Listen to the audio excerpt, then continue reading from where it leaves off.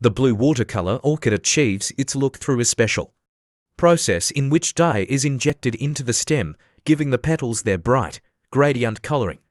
The dye is completely safe and causes no harm, though please note that when this plant ray blooms white or light pink.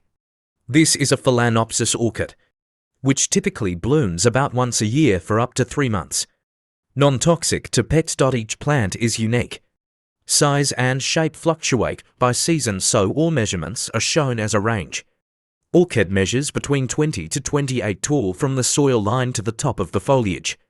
Arrives in a nursery grow pot nestled in your plant of choice. If actual color of blooms may vary slightly from what is pictured.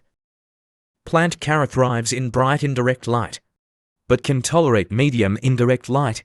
Direct sun tolerance is species dependent. Water every 1 to 2 weeks, allowing potting medium to dry out between waterings if kept in decorative cash planter.